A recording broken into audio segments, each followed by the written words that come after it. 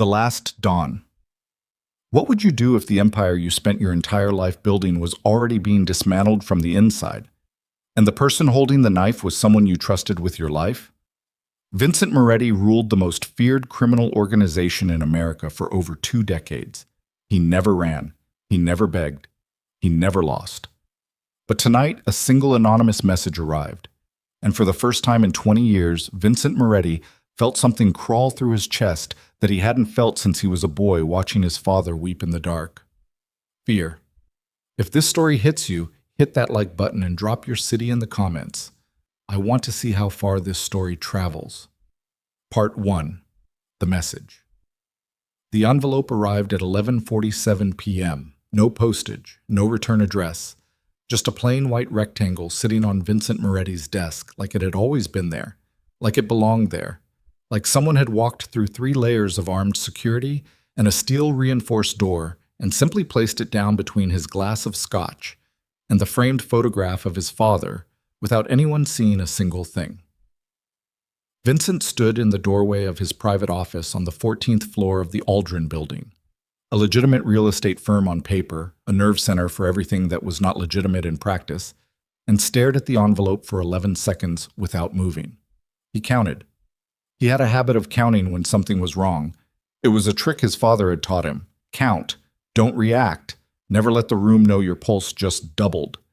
He crossed to his desk, sat down, and picked up the envelope.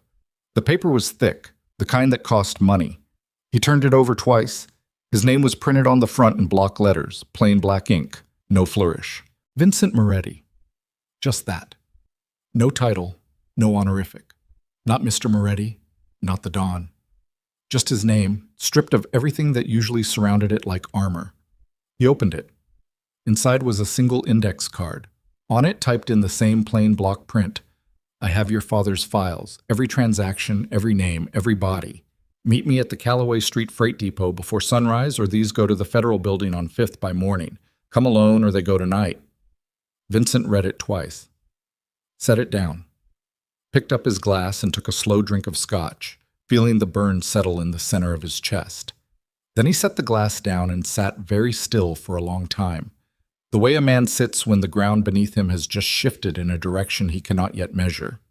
His father, Carlo Moretti, had been dead for 6 years. He had died in this same building on a Tuesday afternoon in October, sitting in the chair Vincent now occupied. The official cause was cardiac arrest. Everyone in the organization knew Carlo's heart had simply given out under the accumulated weight of 61 years of hard living. The cigarettes, the red meat, the sleepless nights, the decades of pressure that came with running an operation the size of a small country's GDP through networks of front companies, union contracts, port dealings, and arrangements with people whose names were never spoken aloud in rooms with open windows. Vincent had inherited everything. The organization, the debts, the loyalties, the enemies. He had run it for 6 years without a serious threat to his authority. He had expanded the operation into new territories, modernized the financial structure, insulated the key players behind enough legitimate business infrastructure that federal investigators had circled the outer edges of the organization for years without ever finding the thread that would pull the whole thing apart. Or so he had believed. Files. His father's files. Vincent stood up from his desk, walked to the window, and looked down at the city. 14 floors below, the street was quiet. A delivery truck moved through an intersection. 2 men smoked outside a bar 2 blocks down. The ordinary machinery of a city at midnight, grinding forward without any awareness that the man watching from above had just been handed something that felt, in his chest, like a lit fuse. He pulled out his phone and called Sal Dentini. Sal picked up on the second ring, which meant he was already awake, which meant something else was already wrong somewhere in the organization tonight, and Sal had been managing it quietly without bothering Vincent about it yet, which was both why Vincent trusted him and why Vincent occasionally found him infuriating. "You see anything unusual tonight?" Vincent said. A pause. The kind that wasn't about thinking. It was about choosing. Define unusual. "Someone came into this building tonight, into my office, left something on my desk." The silence on the other end of the line had a different texture now. That's not possible. I'm looking at it. Manny's on the door. Kowalski's on the floor. There are 3 cameras between the lobby and your... I know what there is, Sal. Someone came through it anyway. Vincent kept his voice flat, even, the way his father had taught him to speak when he was most afraid. Get me the footage, all of it. And I want to know if anything else came in tonight. Any communication, any contact, anything out of the ordinary from any of the families. Anything. Vincent, tonight. He hung up, stood at the window for another 30 seconds. Then he went back to the desk, picked up the index card again, and read it a 3rd time. Something about the phrasing snagged in him, not the threat. The threat was clear enough. What snagged was the specificity. Every transaction, every name, every body. That wasn't a bluff. People who bluffed were vague. They said things like sensitive information or damaging evidence. They didn't list categories. The person who wrote this knew what was in those files because they had already read them. And if they had read them, and if those files were what the card implied, then the question was not whether Vincent's empire was in danger. The question was how long it had already been burning before he noticed the smoke. He poured another finger of scotch, didn't drink it, just held the glass and thought about his father. Carlo Moretti had not been a sentimental man. He had been disciplined, unsentimental, occasionally brutal in the way that men who survive long enough in this kind of life are forced to become. He had never discussed the origins of the organization with Vincent, not in any real detail. The standard version, the one Vincent had grown up absorbing through proximity and inference, was that Carlo had built the operation from nothing. A young man from nothing, with nothing, who had clawed his way up through 30 years of the kind of work that left marks on a man's hands and soul both, and had eventually become something that other men feared and respected in the particular way they fear and respect things that have survived long enough to become permanent. Vincent had believed that version, had been proud of it, even. Not the criminality itself, maybe, but the scale of it, the sheer architecture of will that it represented. If the files said something different, the pride collapsed into something else entirely. Something Vincent did not have a word for yet. His phone buzzed. Sal again. A text this time. Checked footage. All cameras on 14 show a 40-minute gap starting at 10:12. Not looped, actually deleted. Professional. Also, Caruso family made contact 2 hours ago. Wants a sit-down.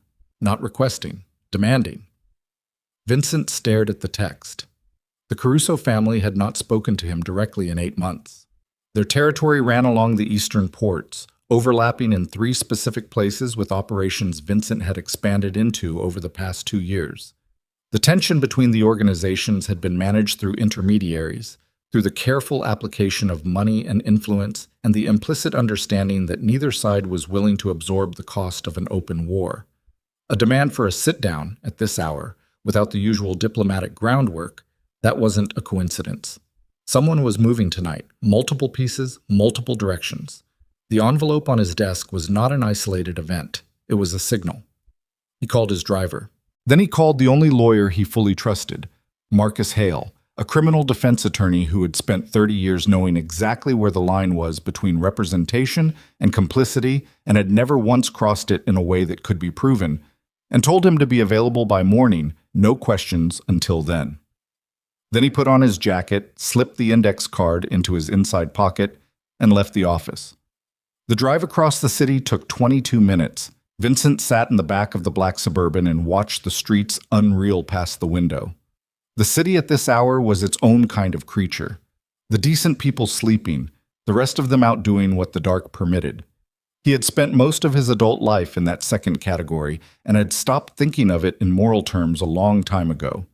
You either lived in the world as it actually was, or you spent your life being surprised by it. His father had taught him that too.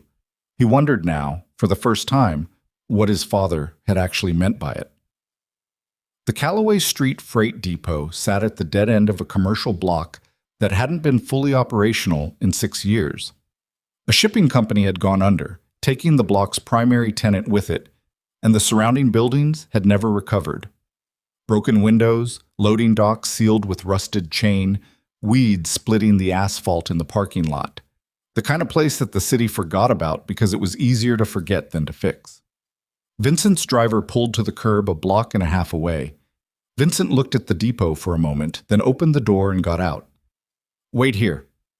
"Vincent, wait here."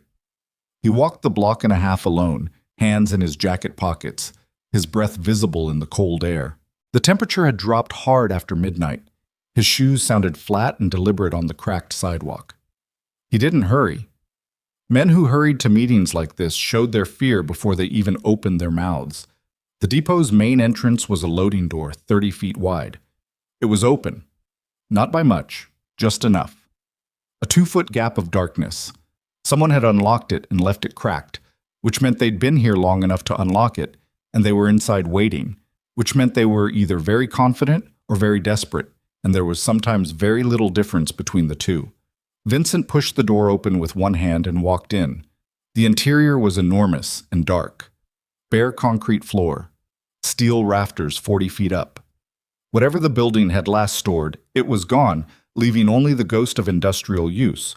Oil stains on the floor, the skeletons of shelving units along the far wall, a forklift with flat tires sitting abandoned in the corner like a relic from a previous civilization. In the center of the floor, under a portable work lamp that threw a hard circle of yellow light, sat a folding table. On the table was a cardboard box. Standing beside the table was a man Vincent had never seen before. He was in his mid-50s, medium height, lean in the way that people get lean when they don't eat enough rather than when they exercise. A narrow face, glasses, gray at his temples. He was wearing a coat that was too thin for the temperature, and he was standing with his arms at his sides, very still, like a man who had decided in advance that any sudden movement might kill him and was therefore not going to make any. "Vincent Moretti," the man said. "You have a name," Vincent said. It wasn't a question. "Elias Harlow." He said it without hesitation, which meant either he wasn't afraid or he decided that being afraid was no longer a useful posture. "I worked for your father, not for the organization, for the man. I was his accountant. Private books only. The ones nobody else saw." Vincent stopped 10 feet away. "My father didn't have a private accountant. Your father had 3 people who knew the full picture of what those books contained. 2 of them are dead. I'm the one who's still here." Harlow glanced at the box. "I've had these for 6 years, since the day he died. He left instructions." "What kind of instructions?" "To find you. Not immediately. He was specific about the timing. He said I'd know when it was right." Something moved across Harlow's face. Not fear exactly. Closer to the expression of a man who has been carrying something very heavy for a very long time and is finally setting it down. "The timing is right, Mr. Moretti. Things are moving that you don't know about yet. People inside your organization have already made contact with the Caruso family, not through intermediaries, directly." The temperature in Vincent's chest dropped about 10 degrees. "Say that again." "2 of your captains. I don't know which ones yet. The contact I have is limited, but the arrangement that's being discussed involves handing over the financial infrastructure of your operation in exchange for guaranteed protection and a percentage of the consolidated territory once your organization is dissolved." Vincent heard the words, processed each one with the focused, almost clinical calm that descended on him in moments of genuine crisis.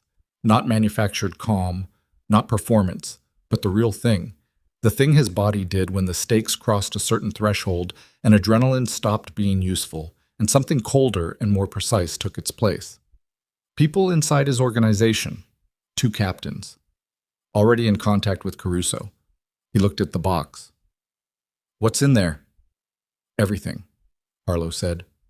40 years of documentation, every deal, every payment, every arrangement his organization made and who it was made with. Your father recorded it all, starting from the very beginning, before the organization was what it became, before your father became what he became. Harlow paused. "The story of how the Empire started, Mr. Moretti, it's not the story you were told." Vincent walked to the table. He lifted the lid off the box. Inside, folders, dozens of them, some yellowed, some newer, organized by year. On top of the first folder was a handwritten note on the same thick paper as the envelope that had arrived on his desk. The handwriting was his father's. He recognized it instantly. The compressed, slightly left-leaning script that Carlo Moretti had used his entire life. The note read, Vincent. If you're reading this, then things have reached the point I always feared they would. I'm sorry I didn't tell you the truth while I was alive. I was afraid. I was afraid for you and afraid for your mother and afraid, at the end, that you would hate me for what I had let us become. Please read everything before you decide what to do. Don't react with your fists. You're smarter than I was. Use it. Vincent stood over the box for a long time. He didn't pick up a folder. He didn't speak. He just read the note twice more and then set it back down very carefully, the way you set down something fragile or something sacred, with a precision that has nothing to do with the object itself and everything to do with the weight you feel in your hands when you're holding it. How many people know you have this? He said. The people who sent you that envelope tonight, Carlo said. They're not with me. I didn't send it. He let that settle. Someone else knows the files exist. I don't know how. I've been careful. But someone found out, and they moved first. And whatever they want, it isn't what I want. And what do you want? Carlo looked at him directly for the first time since Vincent had walked in. I want it to end, he said. The files were your father's way of trying to make something right that he spent his whole life making wrong. I think you can do what he couldn't. I think that's why he left them for you. Vincent picked up the box. It was heavier than it looked. He was halfway to the door when his phone vibrated. He stopped, looked at the screen. A text from a number he didn't recognize. You picked up the box. That was the wrong choice. You have until 4 a.m. to put it back, or what happened to Petrov happens to the people you actually care about. Vincent read the text twice. Dmitry Petrov had been found in the river 8 days ago with 3 bullets in his chest and his hands removed at the wrist. He had been a mid-level liaison between the Russian networks and 2 of the 5 major families operating on the eastern seaboard. His death was still officially unsolved. Vincent looked back at Harlow. Get out of the city tonight, he said. Don't use your cards. Don't contact anyone you know. Go somewhere you've never been. Harlow nodded like he had already expected this conversation. Vincent walked back out into the cold, carrying his dead father's secrets in a cardboard box, and the city was completely silent around him, and somewhere inside the organization he had spent 6 years building, 2 men whose faces he knew and whose hands he had shaken, and whose loyalty he had never once doubted were already in the process of selling him to the people who wanted him dead, and the sun was not yet up, and everything was about to get much worse. Vincent didn't sleep. He sent his driver home at 3 a.m., carried the box up to the safe house on Meridian Street himself, a 3-room apartment above a dry cleaner that only 4 people in the organization knew existed, and sat down at the kitchen table under a bare overhead bulb and started reading. He read for 6 hours straight. By the time gray morning light began pushing through the edges of the curtains, Vincent Moretti understood that the man he had believed his father to be had never existed. Not exactly. The real Carlo Moretti was in these folders.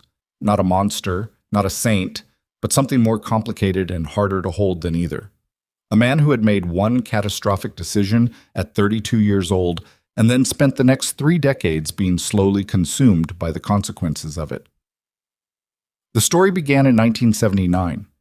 Carlo Moretti had been a legitimate businessman then, genuinely legitimate, which was the part that hit Vincent hardest. A financial partner in a mid-sized freight logistics company called Adler Crane Shipping, founded with 2 other men, a working-class kid from South Philadelphia who had educated himself into competence through sheer stubbornness and had built something real with his own hands. The earliest documents in the box were clean, corporate, unremarkable. Contracts, invoices, partnership agreements, the kind of paperwork that belonged in a filing cabinet in any ordinary American business office. Then came the letter dated March 1981. It was from a man named Gerald Foss, and it was not a business letter. It was a threat dressed in the language of a business letter, which made it worse. Foss represented an investment group. The documents made clear within a few pages that this investment group was a financial front for the Santoro crime family, one of the 3 dominant organizations operating in the Northeast at the time. The letter informed Carlo that Adler Crane Shipping was being brought into a new arrangement. Certain shipments would move through their infrastructure. Certain records would be kept in a particular way. In exchange, the company would receive protection, favorable port access, and a percentage of the revenue generated by these additional activities. Carlo had written back declining. The response had not been another letter. Vincent found the hospital records tucked into a folder marked simply March to April 1981. His mother, Elena Moretti, had been admitted to St. Anthony's Medical Center on March 28th with injuries consistent with an assault. She had been 29 years old. Vincent had not yet been born. The records were clinical, brief, and devastating in the particular way that clinical language is devastating when you understand what it is describing. Carlo had signed the arrangement 6 days after his wife was discharged from the hospital. Vincent sat with that for a long time. He got up, filled a glass of water from the tap, drank it standing at the sink, and stood there with both hands braced on the counter and his head down, breathing slowly, feeling the information move through him the way a physical impact moves through the body. First the shock, then the specific location of the pain, then the slow comprehension of the damage. His father had never told him. His mother had never told him. He had grown up in the shadow of the organization, had been groomed for it from the time he was old enough to understand what it was, had stepped into it willingly at 23 and built himself into something formidable inside it. And the entire foundation had been constructed on top of a moment of violence that had never been spoken about aloud in his presence a single time. He went back to the table and kept reading. What followed in the folders was the slow, documented collapse of a man who had been trapped and knew it, and responded to the trap not by surrendering, but by recording everything. From 1981 onward, Carlo had kept parallel books. The official records of the organization, presented to the captains and the families and the accountants on retainer, and then these, the real records, meticulous and complete, every illegal transaction documented with dates and amounts and names, and the names of the people who had given the orders. Year after year, folder after folder. Carlo had built the organization under duress, expanded it under duress, recruited men and formed alliances and accumulated power, and had written down every detail of every crime that power was built upon, and had kept those records in a place that no one inside the organization knew about, tended by a single private accountant named Elias Harlow, who had apparently been the only human being Carlo Moretti had fully trusted in the last 20 years of his life. Why? That was the question Vincent kept circling. Why document it? Why keep it? Why hand it eventually to the sun? The answer came in the final folder, a personal document, not a financial record. Carlo's handwriting, dense and cramped across 15 pages, dated 2 months before his death. I have spent 30 years building something I never wanted and cannot dismantle without destroying everyone inside it, including Vincent. The men who work for this organization are not all bad men. Some of them are, but many of them are men who found themselves inside something larger than their own choices, the same way I did, and I cannot simply hand evidence to prosecutors without understanding what that evidence will do to every one of them and their families. I have tried to find a way out that doesn't leave bodies. I have not found it. Maybe Vincent can. He is harder than I was and smarter than I was, and I believe he understands. At some level, I was never able to articulate to him directly that the things we build in this life can become the things that bury us. I am giving him the tools to end this. I don't know if he will use them. I hope he is brave enough to. I was not. Vincent folded the pages and set them down and put both hands flat on the table and looked at the far wall for a while. Then his phone rang. It was Sal. Vincent picked up. "We have a problem," Sal said. "Tell me." "Caruso's people reached out again this morning. They're not asking for a sit-down anymore." A pause. "They're saying the meeting already happened, that an agreement's been reached. Vincent, they're saying it was authorized by you." The cold precision descended again. "Who told them that?" "They won't say, but they're moving on it. I'm hearing from 2 of our port contacts that Caruso crews were on our docks at 6 this morning, not confrontationally. They walked in like they already had permission." Vincent thought about the text from the night before. "You picked up the box. That was the wrong choice. Someone had been watching the depot, someone who knew about the files and had gotten to his captains first. Not to destroy the files, but to use them as leverage, to dismantle the organization through a controlled handover to the Caruso family, which was a different kind of theft entirely. Not robbery. Acquisition. "Who's been in contact with the Carusos?" Vincent said. "I need names, Sal, not guesses." Another pause, longer this time. When Sal spoke again, his voice had a quality Vincent recognized, the sound of a man delivering news he would rather not deliver. "The access logs on the port agreements were pulled twice in the last 3 weeks, from 2 terminals. One is registered to Danny Ricci." Danny Ricci, Vincent's logistics captain. 12 years in the organization, trusted with the port infrastructure that represented almost 40% of the operation's cash flow. A man Vincent had attended the baptism of 2 of his children. "And the other terminal?" Silence. "Sal." "The other terminal is mine," Sal said. "But Vincent, I need you to listen to me. I pulled those logs because I was investigating the same thing you're asking about. I found the first access, Ricci's access, and I went in to see what he'd been looking at. I have the timestamps. I can show you." Vincent didn't respond immediately. He sat with the silence and turned the information over. Sal Dentini had been with him for 9 years. He was methodical, unsentimental, occasionally ruthless in the ways that the job required, and Vincent had never caught him in a lie. Not a significant one. But in this business, the people who were best at betrayal were the ones you never caught. And the explanation Sal was offering was exactly the explanation a man would offer if he were guilty and smart enough to have prepared for the question. "Come to the Meridian House," Vincent said. "Bring the timestamps. Bring your phone. Bring everything." "Vincent, if you're clean, you have nothing to be careful about. If you're not clean, I'll know in about 10 minutes of looking at what you bring me. Either way, come now." He hung up, sat for a moment, then called Marcus Hale. The lawyer picked up on the 3rd ring. His voice was the voice of a man who had been awake for hours, which meant he'd been thinking about the call Vincent had made the night before, which meant he was already preparing for whatever came next, which was why Vincent paid him the way he paid him. "I need to know something," Vincent said. "If a person were in possession of documented evidence of federal crimes, extensive evidence, years of it, and they wanted to understand their options before deciding what to do with it, how would that conversation begin?" A very long pause. "That would be a conversation protected by attorney-client privilege," Hale said carefully. "I know that."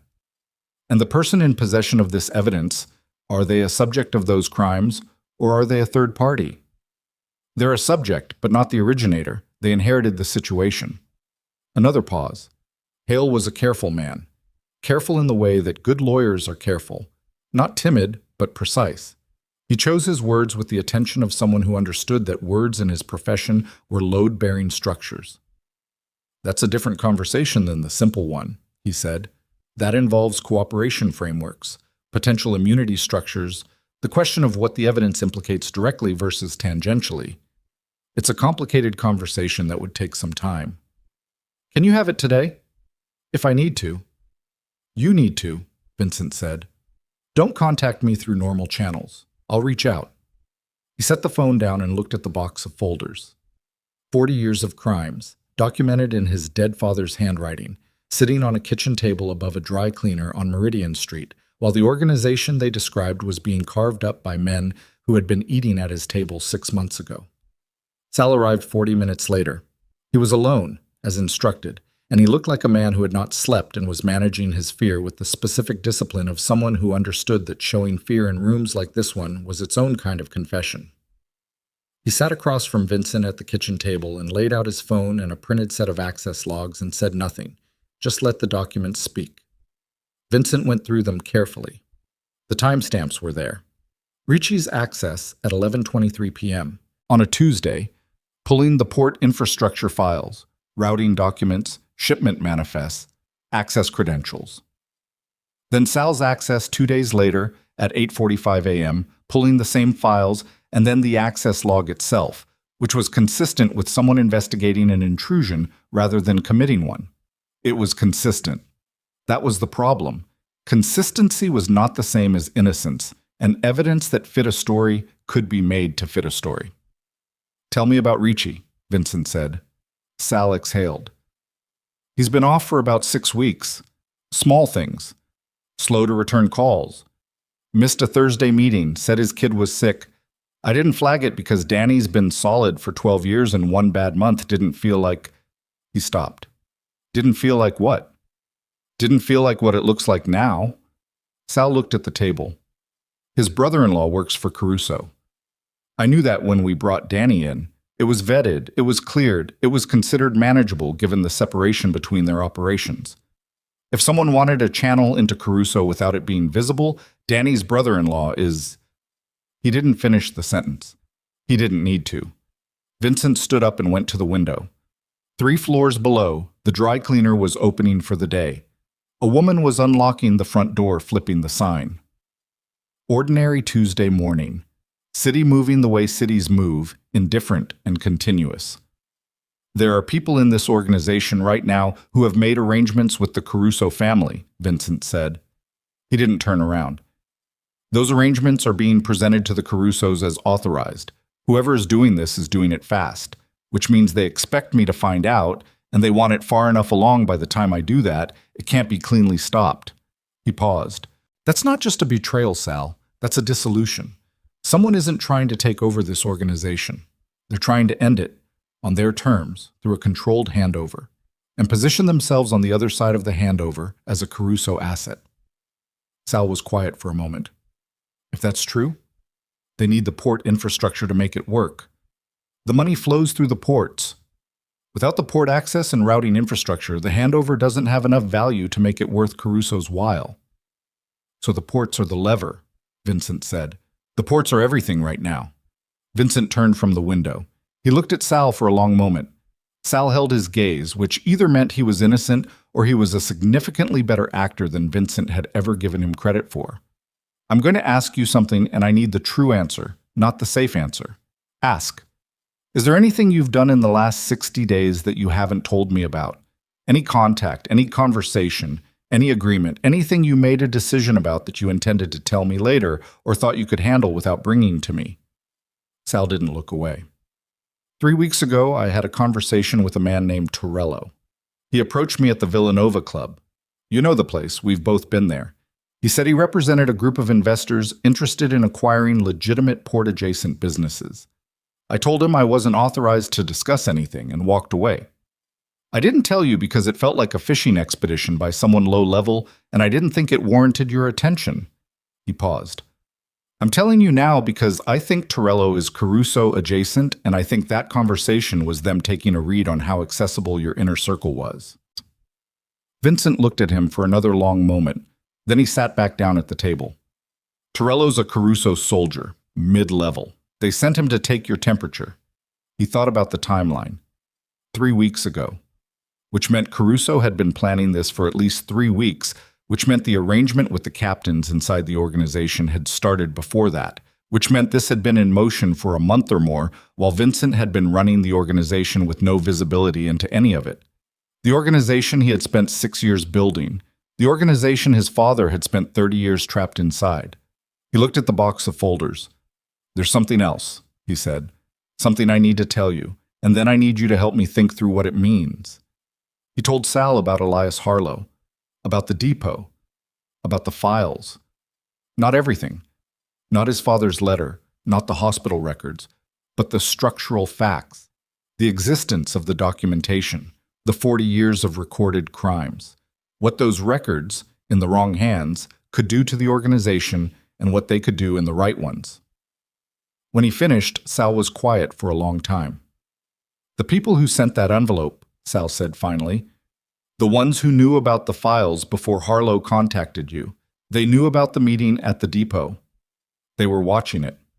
Which means they've known about the files for long enough to have surveilled Harlow, identified the depot as a probable meeting point, and gotten that information into a position to use as pressure. Sal's jaw tightened. That's not a captain. That's not Danny Ricci with a grudge and a brother-in-law with connections. That's a coordinated operation. Yes. Which means there's someone above Caruso in this. Someone with the reach to run surveillance on a private accountant and intercept information about documents that a dead man kept hidden for 6 years. Sal looked at Vincent. That's federal. The word landed in the room like a stone into still water. Or someone who has federal resources, Vincent said. Or someone who has cultivated a federal relationship for long enough that the line between them has gotten blurry. He picked up his father's last letter from the table and held it for a moment without opening it. My father spent 30 years looking for a way to end this that didn't leave bodies. He couldn't find it. He set the letter down. I need to find it in about 48 hours. Sal looked at the letter, at the box, at Vincent. What are you thinking? I'm thinking, Vincent said slowly, that the people trying to use those files to take apart this organization have already made a mistake. They assumed the files were leverage. They assumed whoever had them would want to keep them hidden. He paused. They didn't consider the possibility that I might want to use them for the same reason my father kept them. Sal stared at him. Vincent. Not a word, Vincent said. Not yet. Not to anyone. I need a day to read the rest of this, and I need you to do something for me that has to be invisible. What? Find Ricci. Don't approach him. Don't let him know he's been made. Just find him and watch him and tell me who he talks to and where he goes. Vincent looked at the folders. And find out who else in this organization has been in contact with anyone outside it in the last 60 days. Anyone at all. I want the full picture before I move. Sal stood up, tucked his phone back into his jacket. He looked at Vincent the way men look at other men when they are trying to decide whether they are watching something admirable or something that is about to get everyone killed. You know that whatever you're thinking about doing, he said, there's no version of it that ends with you keeping the organization. I know, Vincent said.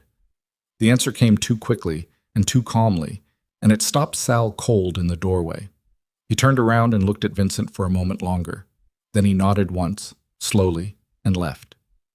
Vincent sat alone in the kitchen with his father's life spread across the table in front of him, and from somewhere in the building below, the smell of cleaning chemicals drifted up through the floorboards. And outside the window, the city continued its ordinary Tuesday. And inside Vincent Moretti's chest, something was resolving into a shape he didn't have a name for yet. Not quite peace, not quite grief. Something harder and more deliberate than either. And by the time Sal had reached the bottom of the stairs, Vincent had already picked up the next folder and begun to read. He didn't look up for another 4 hours. And when he finally did, when he closed the last folder and sat back in the chair and stared at the ceiling with the full weight of 40 years pressing down through the cardboard box and into the table and into the floor beneath it, he knew two things with the particular certainty that comes not from reasoning, but from the place below reasoning where a man's actual decisions are made. He knew what his father had needed him to find, and he knew what he was going to do. What he did not know, what he could not have known, sitting in that kitchen above that dry cleaner on that ordinary Tuesday morning, was that Danny Ricci had made a phone call 40 minutes ago, and the man on the other end of that call was not a Caruso soldier, and was not a federal agent, and was not anyone Vincent had ever considered a threat, and was someone whose name, when Sal finally delivered it to Vincent the following morning, would change the shape of everything Vincent thought he understood about who was actually orchestrating the collapse of his empire and why. Sal's message arrived at 6:14 the following morning. Not a call. A text. 4 words. You need to see this. Vincent had slept 3 hours on the safe house couch with his jacket still on and his phone on the cushion beside his face, the way soldiers sleep and the way men sleep when they know the night isn't finished with them yet. He was awake before the buzzing stopped. He read the 4 words, sat up, and felt the particular quality of dread that comes not from fear of the unknown, but from the certainty that what you are about to learn is going to be worse than what you have already accepted. He called back. Talk. Not on the phone. Sal's voice was controlled in the way it got controlled when something had broken past his usual threshold. Come to the warehouse on Delaney, the back entrance. Come now, and come alone. Vincent was moving before the call ended. The warehouse on Delaney was a legitimate storage facility. Textiles, import furniture, container goods rotating through a distribution chain that was clean on paper and had stayed clean for 7 years because Vincent had kept it clean intentionally. A buffer between the operational side of the organization and the legitimate infrastructure that made the operational side possible. He arrived at 6:41 a.m. The street was quiet. A produce truck was unloading 2 blocks down, early morning pigeons working the sidewalk. He went around to the back entrance, which Sal had left unlocked, and pushed through into the loading dock interior. Sal was there, and Danny Ricci was there. Ricci was seated on a metal folding chair in the middle of the loading dock floor, his wrists zip-tied behind the chair back, his head down. He'd been hit at least twice. There was dried blood above his left eyebrow, and his lip was split and swollen. He was conscious. When Vincent walked in, Ricci raised his head and looked at him, and the expression on his face was not defiance and was not fear, but something that looked uncomfortably like relief. Vincent looked at Sal. How? He came to me, Sal said, 2 hours ago, on his own. He said he needed to talk to you before it was too late. He paused. I didn't do this to him. He showed up like this. Vincent pulled a second folding chair from against the wall, set it in front of Ricci, and sat down. He looked at Ricci for a long moment. Ricci's breathing was shallow and effortful. Up close, the damage was worse than it had looked from across the room. Whoever had hit him had done it with intent, not anger. Who did this? Vincent said. Doesn't matter, Ricci said. His voice was thick. Vincent, I need you to listen to me, and I need you to not say anything until I'm finished, because if you stop me, I don't think I'll be able to start again. Vincent said nothing, which was its own kind of permission. Ricci exhaled slowly. I've been feeding information to the Caruso family, port routing, access credentials, shipment schedules, for 9 weeks. He said it flat and direct, without preamble or deflection, the way a man confesses when he has already moved past the point where the confession can hurt him as much as whatever came before it. My brother-in-law was the conduit. I want you to know he didn't come to me. They went to him, and they used him to get to me, and the way they got to me was... He stopped, swallowed. They have my daughter, Vincent. The loading dock was very quiet. Explain that to me, Vincent said. Sophia. She's 23. She lives in Portland. She's been out of my life, out of this life, for 5 years. She wanted nothing to do with any of it, and I respected that. I was glad she was out. Ricci's jaw tightened. 9 weeks ago, she disappeared. Her roommate filed a missing persons report. I got a phone call the same night, a voice I didn't recognize.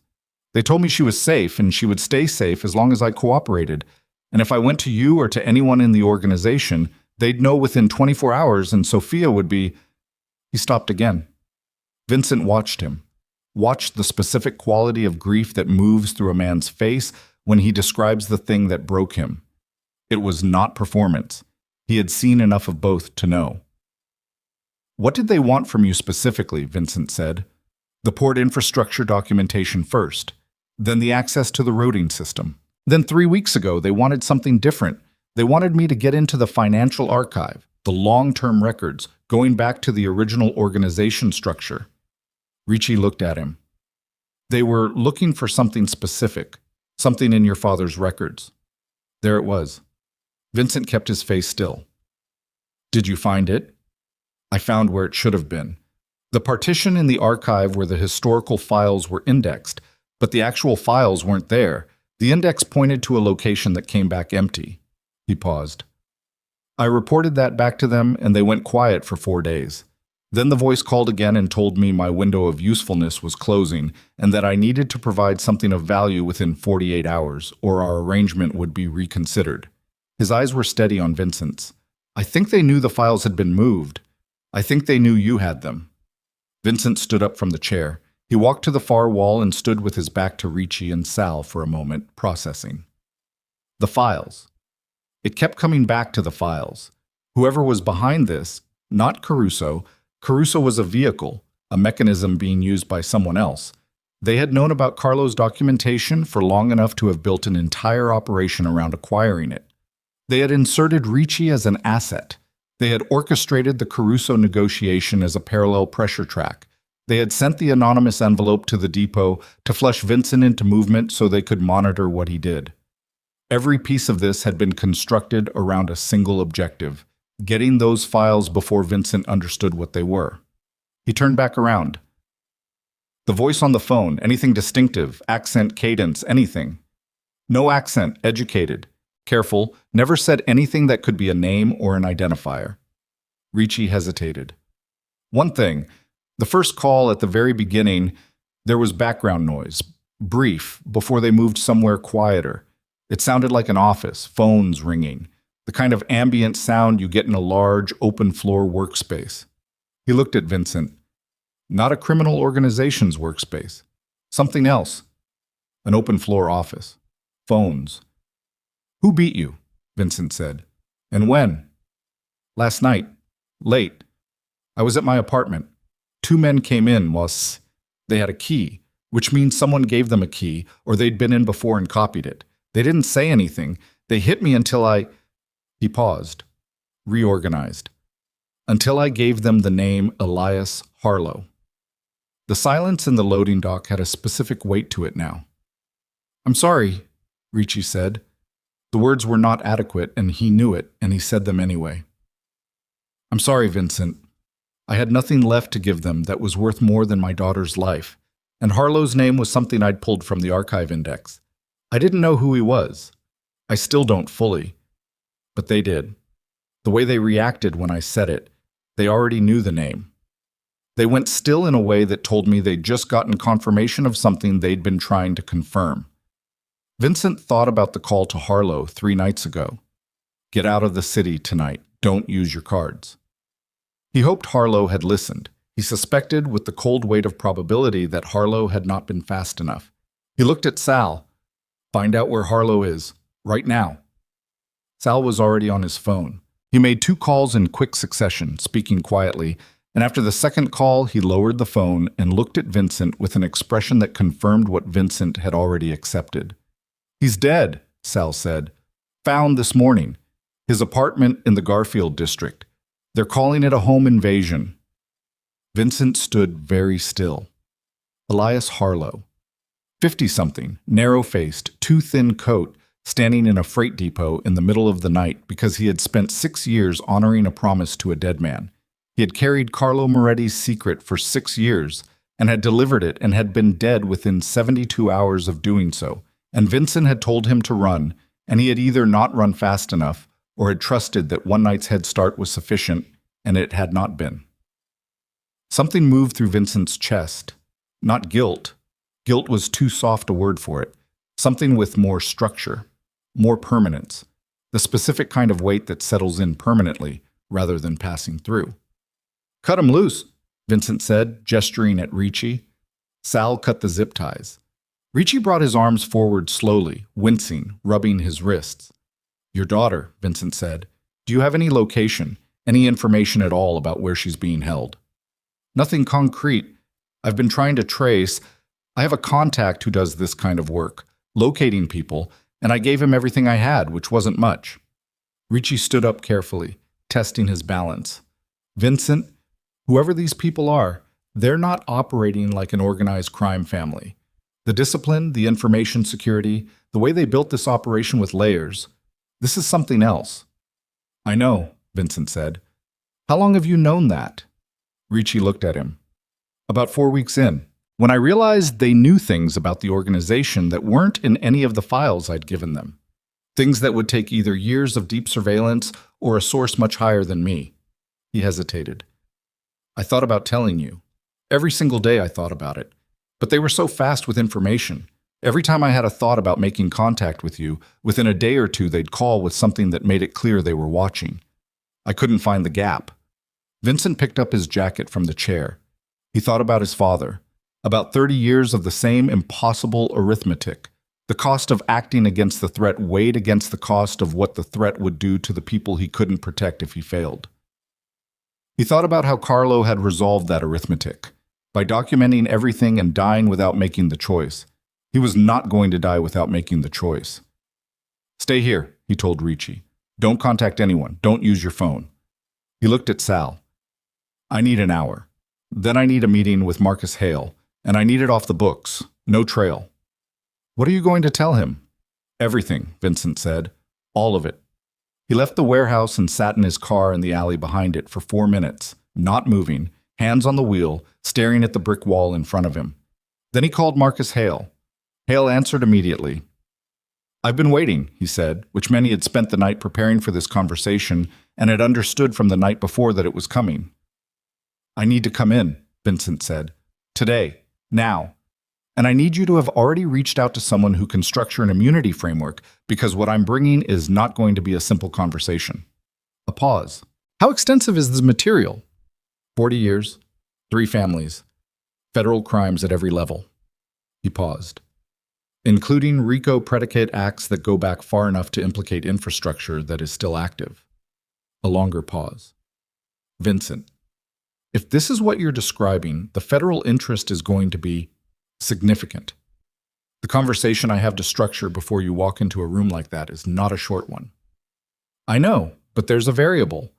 He thought about Sophia Ricci, about Elias Harlow in his too-thin coat. Someone on the other side of this already has federal-level access, possibly federal-level assets, which means the people I'm going to be talking to may already have information about what I'm bringing from a source I can't identify. I need you to think about how to structure this so that the evidence itself is what matters, not the negotiation around it. Hale was quiet for a moment. When he spoke again, his voice had shifted, less cautious, more concentrated. There's a prosecutor, Northern District. She's been building a RICO case for about 4 years, targeting the Eastern Seaboard families. She's clean. I know her professionally, and she is genuinely clean, which in this context is important. Her name is Adrienne Cole. Vincent had heard the name, not in detail, not with any alarm, because the investigation had stayed far enough from the organization's center that it hadn't registered as an immediate concern. He considered the irony of that. Set up a meeting, he said. Today. Vincent? Today, Marcus. He hung up. Started the car, drove 4 blocks before his phone buzzed with a call from a number he didn't recognize. A different unknown number than the one that had texted him at the depot. Different format, different area code. He answered, Mr. Moretti? The voice was exactly as Ricci had described it. No accent, educated, careful. The voice of someone who had spent years learning to be neutral. You've been busy. Vincent said nothing. Let the silence run. The files your father left are a significant problem, the voice said. Not for the reasons you may think. There are names in those files that extend well beyond organized crime. Names connected to political infrastructure, financial regulatory bodies, federal agencies. People who have spent considerable resources ensuring that those names remain unassociated with Carlo Moretti's records. A pause. We're not interested in destroying you, Mr. Moretti. We're interested in the files. Hand them over, in their entirety, and we will extract ourselves from your organization and your life. Your operation continues. Your people are safe. The situation with the Caruso family resolves. And Harlow, Vincent said. A beat of silence. An unfortunate escalation. That wasn't authorized. Someone's doing unauthorized killing on your behalf, and you're calling to negotiate. That's not a strong position. It's stronger than yours, the voice said. You have a meeting with Marcus Hale scheduled in approximately 90 minutes. I'd encourage you to reconsider its purpose before you walk into that office. Vincent's jaw tightened. They were monitoring Hale's communications, which meant they had either penetrated Hale's office directly or they had a tap on a line between them, which meant the call he had just made to Hale from his car had been heard in real time, and this call was the response. Here is what's going to happen, the voice continued. You're going to cancel the meeting with Hale. You're going to have the files delivered to an address I provide before 6 p.m. today. And then this is over for you. Your empire stays intact. You have my word. Your word, Vincent said. It's more than you think. Tell me your name. A pause. That's not part of this conversation. Then we don't have a conversation. Vincent made his voice flat. Absolute. The voice his father had taught him to use when a negotiation was over. You can't give me your word without giving me your name, and if you won't give me your name, then your word is air and your offer is nothing, which means I walk into Marcus Hale's office in 90 minutes and I give him everything, and the names in those files go into a federal evidence package, and whoever they belong to deals with it the same way everyone else deals with a federal investigation. He paused. So, your name. The silence lasted 11 seconds. Vincent counted. Weston, the voice said. Raymond Weston, and the bottom fell out of Vincent Moretti's world. Raymond Weston had been a fixture in the city's financial and political landscape for 15 years, a private equity investor and civic figure known for his philanthropic work, his connections to 3 consecutive mayoral administrations, and his carefully maintained reputation as one of the city's most respected establishment figures. He sat on the boards of 2 major hospitals and a university endowment. His name appeared regularly in the business section of the city's newspapers in the context of urban development, job creation, charitable foundations. He was also, Vincent now understood, the name at the top of the folder marked 1987 in Carlo's records, the year the Moretti organization had entered into a financial arrangement with a then-young investment manager who had needed a mechanism for laundering capital from the Santoro family's construction rackets through a series of legitimate real estate vehicles. The arrangement had lasted 4 years and had generated returns that had seeded Weston's legitimate investment career. His entire fortune, every hospital board seat, every charitable foundation, every newspaper profile, had been built on a foundation that Carlo Moretti had documented in precise detail, and Weston had spent 35 years being certain no one would ever find. The files didn't just implicate crime families, they implicated Raymond Weston. And Raymond Weston, with his political connections and his access and his 15 years of establishment positioning, had done what men like him do when their foundations crack. He had built a machine to eliminate the threat before it could surface. The captains, Caruso, the surveillance, Harlow, all of it had been Weston, not organized crime dismantling an organization from inside. A legitimate man, a respected man, running a covert operation to bury the evidence of who he had been before he became respectable. Vincent sat in his parked car on a side street 3 blocks from the Delaney warehouse and held his phone against his ear and felt the full architecture of what he was dealing with settle into place with the grinding precision of something very large and very heavy locking into position. "You were in the files," Vincent said. Weston's silence confirmed it more completely than any words would have. "You've known about those files for how long?" "Long enough," Weston said. The careful neutrality in his voice had developed a hairline fracture. "Not much. Just enough." "Carlo knew you were watching for them," Vincent said. It wasn't a question. He was reconstructing in real time, pulling threads. That's why he kept them with Harlow instead of inside the organization. He knew if anyone found out the files existed, the threat would come from outside, not inside. He was protecting the files from you specifically. "Your father was a cautious man. He was a trapped man," Vincent said. "You helped trap him." The cold precision was still there, but underneath it something else was moving now. Not rage, exactly, but its structural equivalent, the thing that rage becomes when it has nowhere to go and so converts itself into absolute resolve instead. "You put my mother in the hospital." A silence so complete it had texture. "That was Gerald Foss," Weston said. "Foss worked for the Santoros, not for me." "You introduced Foss to the Santoros. It's in the 1980 folder. The meeting at the Aldrin Club. You brokered that connection." Vincent's voice was very quiet. "You were 28 years old, and you were building a career, and you needed capital, and you didn't care where it came from or what it did to the people it moved through. My father was one of those people. My mother was one of those people. And now you're calling me on a phone that you're monitoring through infrastructure you built specifically to protect yourself from the consequences of what you did in 1981. And you're offering me a deal." "I'm offering you survival," Weston said. The hairline fracture was wider now. "The alternative is that I make a single call, and the evidence I have connecting you personally to 12 federal crimes gets delivered to Adrienne Cole's office before you can walk in the door. Your own immunity conversation becomes irrelevant. You go in as a defendant, not a cooperating witness." There it was. The real leverage. Not Caruso. Not the captains.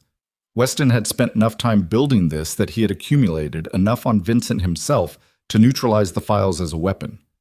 Hand over Carlo's records and the organization continues, but Weston is protected. Refuse and Vincent is indicted on Weston's timeline. before he can use the files as leverage. A perfect trap, built over years by a careful, intelligent, utterly ruthless man who understood that the best prison was one the occupant didn't know they were in, just like the one Carlo had spent 30 years inside. "I'll need some time to consider," Vincent said. "You have until 6 p.m., Weston said. "After that, things move in a direction that benefits neither of us." The call ended. Vincent sat for a moment. Then he did something he had not done in a very long time. He pressed both hands against his face and held them there in the close dark and breathed 4 counts in, 4 counts out, feeling the pressure of his own palms against his eyes, grounding himself in the purely physical because the purely physical was the only thing he could trust right now. Then he lowered his hands, started the car, and drove. Not to Hale's office, not to the safe house.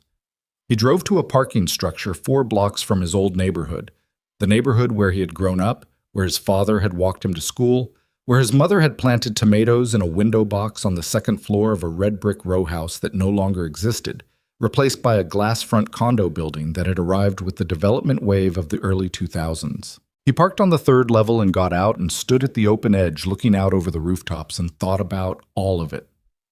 Raymond Weston had 12 pieces of evidence against Vincent personally. Maybe more. Weston had been building this for months, possibly years, and if he had the reach and the access that this operation demonstrated, the evidence would be real and it would be prosecutable and it would land. Adrienne Cole was building a RICO case that had been running 4 years.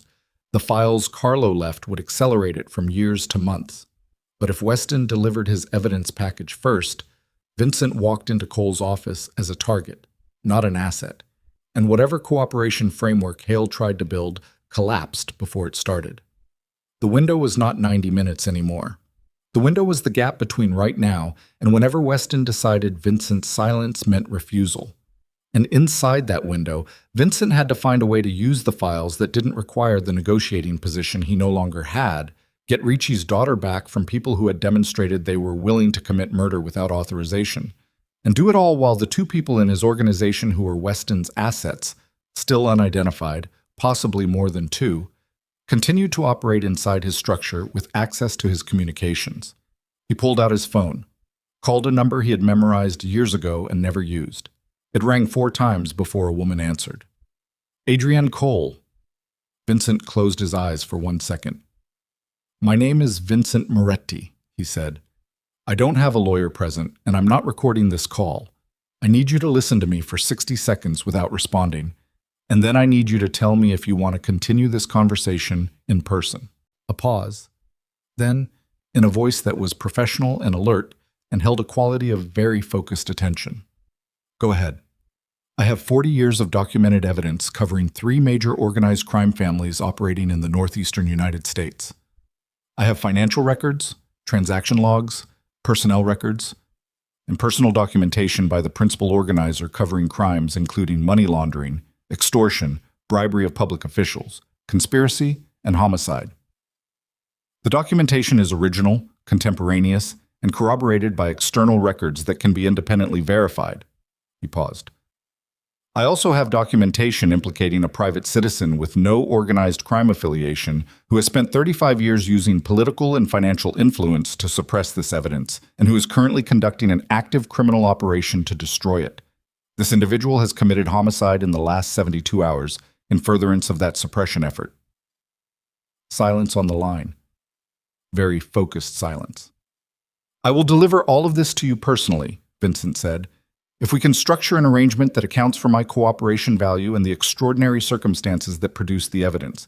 I need that conversation to happen in the next 4 hours. After that, the individual I mentioned will move against me, and the evidence becomes significantly harder to deliver intact." A pause that lasted exactly 7 seconds. "I know who you are, Mr. Moretti," Cole said, "and I want you to understand that this conversation is now documented on my end." "I understand." "Then come in," she said. "Bring your lawyer. Come now." Vincent looked out over the rooftops. The city below him, indifferent and continuous, doing what cities do. He thought about his father sitting in the same city 40 years ago, signing a piece of paper with shaking hands because the alternative was worse. Choosing the trap, because at least inside the trap, his family survived for another day. He thought about the 15 pages in Carlo's handwriting. Maybe Vincent can. He is harder than I was and smarter than I was. He had 4 hours. He called Sal. Get Ricci somewhere safe, full lockdown, no phones, no contact with anyone. Do it now, and don't tell me where until I ask. Then he called Hale. Change your plans. Meet me at Cole's office. Northern District Federal Building. Yes, that Cole. Yes, right now. I'll explain everything when we're in the room. He got back in the car. The files were still in the safe house on Meridian Street. He drove there first, loaded the box into the trunk, and then drove toward the federal building on 5th Street with his dead father's evidence of his own crimes sitting behind him, and Raymond Weston's clock running somewhere above the city, and the specific knowledge that the next thing he was about to do was going to cost him everything he had spent his adult life building, and was the only thing left that his father had ever truly asked of him. The federal building on 5th Street had the particular quality of institutional silence that Vincent had always associated with places designed to process consequences. The marble lobby, the security checkpoint, the fluorescent lighting that flattened everything it touched into the same gray uniformity. He had walked past this building hundreds of times over 20 years. He had never walked through the front door. He walked through it at 9:47 a.m., carrying a cardboard box. Marcus Hale was already in the lobby, standing near the security desk with his briefcase and the expression of a man who had been a criminal defense attorney for 30 years, and had therefore stopped being surprised by anything, but was reserving judgment on this particular development until he had more information. He looked at Vincent. He looked at the box. He said nothing until they were through security and in the elevator. How bad? Hale said. Define bad. How bad is what's in that box for you personally? Vincent looked at the elevator doors. Bad enough that I couldn't walk in here as a witness without you already being present. Hale absorbed this. And the other side of it, the cooperation value. Sufficient, Vincent said. More than sufficient. The elevator opened on the 7th floor. A young assistant was waiting to walk them to a conference room. Glass walls, a long table, a city view that, on another day, might have been worth noting. Adrienne Cole was already there. She was younger than Vincent had expected, mid-40s, with the focused and slightly compressed quality of someone who had spent years in a profession that rewarded precision over expansiveness. She was standing when they came in. She did not extend her hand. Mr. Moretti, she said.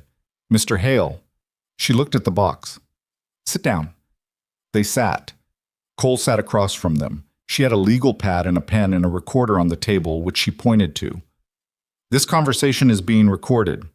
You're aware of that? Yes, Vincent said. Your client came to me directly before consulting you, Cole said to Hale. I want that on record as voluntary initial contact. Noted, Hale said, with a quality in his voice that conveyed he had thoughts about that sequence of events that he would be sharing with Vincent later, in private, at significant length. Before we discuss the contents of what you've brought, Cole said, looking at Vincent, I need you to understand the structure of this conversation. Nothing said here constitutes immunity or a cooperation agreement. Those require a process that takes more time than you've indicated we have. What this is, right now, is a proffer session. You tell me what you have, I evaluate its value, and if there's a basis for a formal agreement, we begin that process. If at any point your attorney advises you to stop, you stop. Clear? Clear, Vincent said. Then tell me what's in the box. Vincent told her. He took 40 minutes, and he told her everything in the order that he had learned it.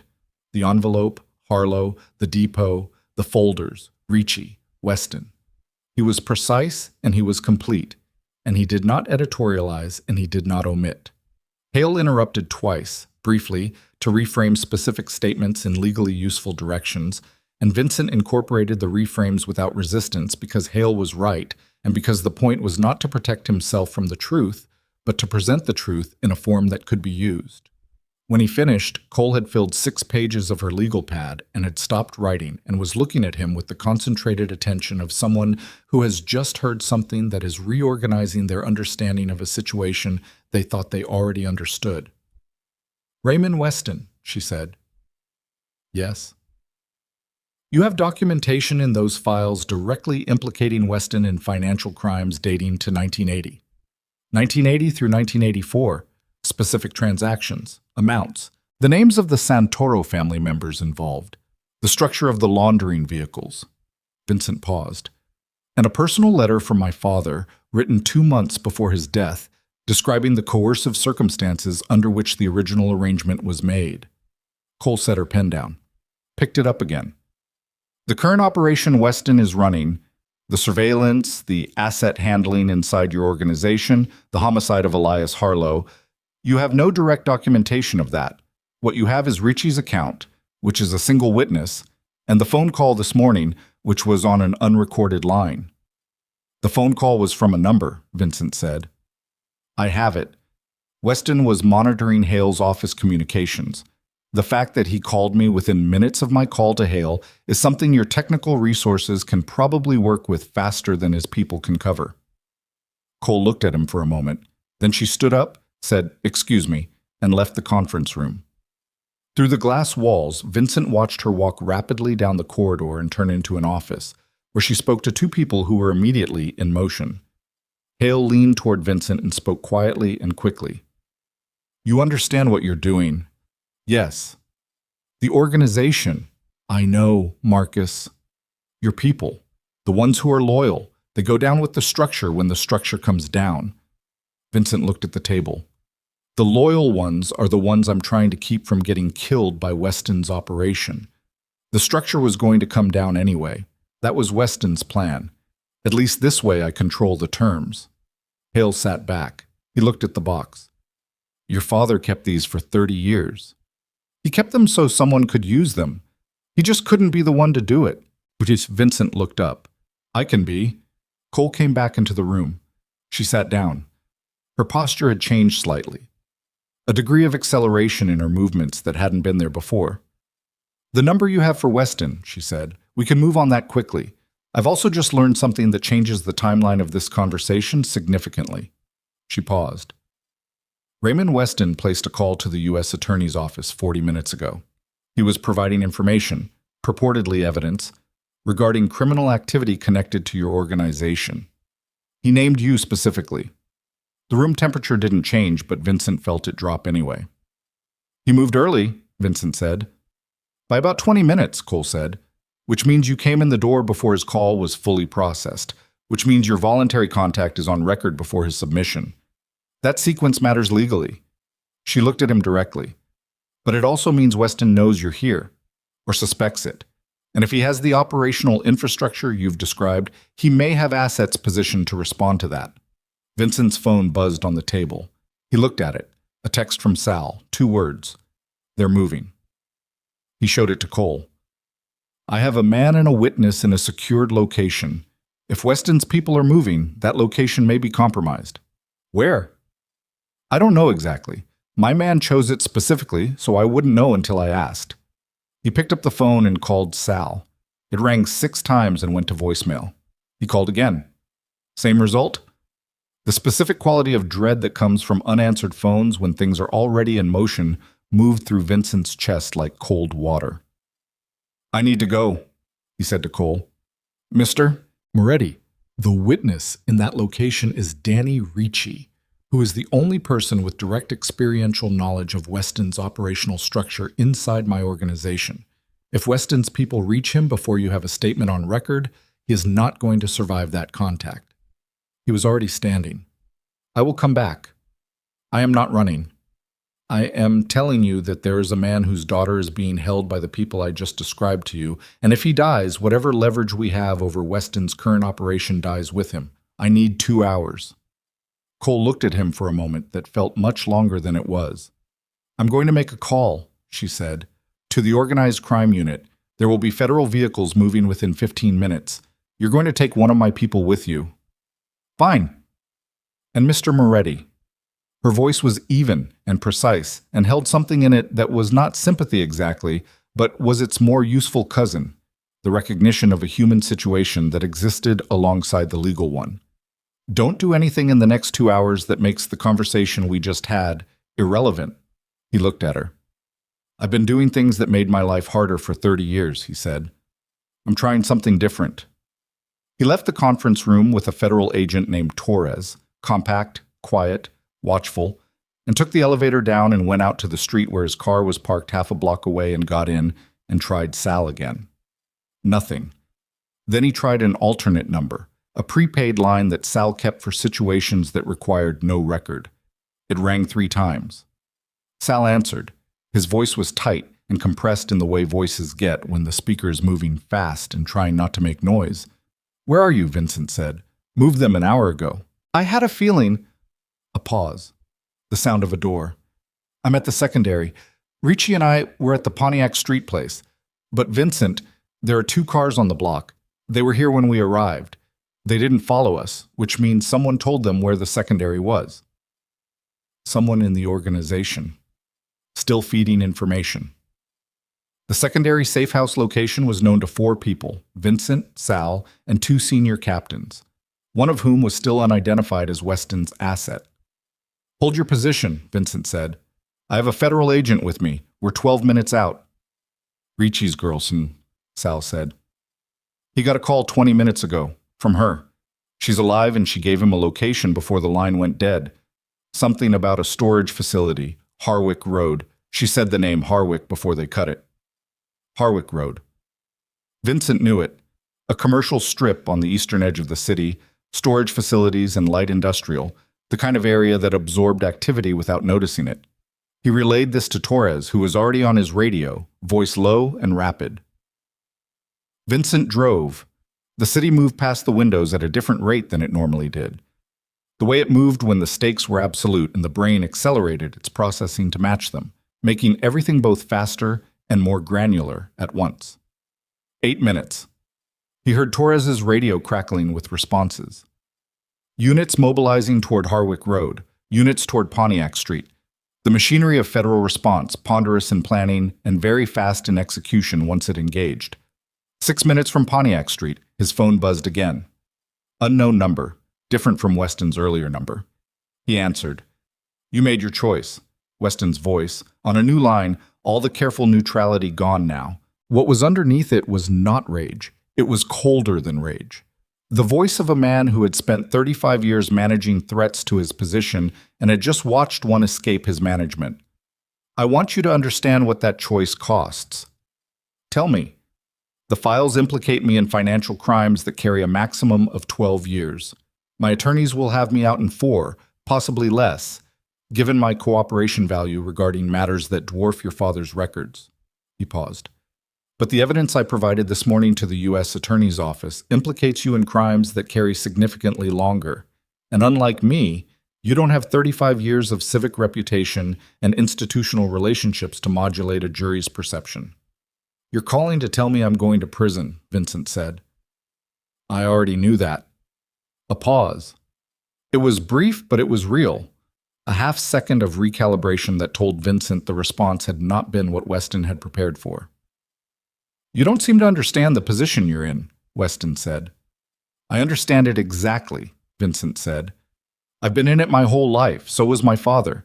The difference is, I know how it ends, and I've decided the ending is worth the cost." He paused. "You had Elias Harlow killed. That's a homicide charge on top of everything else. The financial crimes from the 1980s are historical. Your lawyers can work with historical. An active homicide connected to an ongoing suppression operation is different. That's not 4 years." Silence. "Here's what's going to happen, Weston. Federal units are moving toward Harwick Road right now. The woman being held there is going to be found and released, and her account of her captivity is going to be added to the evidence package. Your operational infrastructure, the people you used, the communications you ran, the financing behind it, is going to be pulled apart by people who are very good at pulling things apart.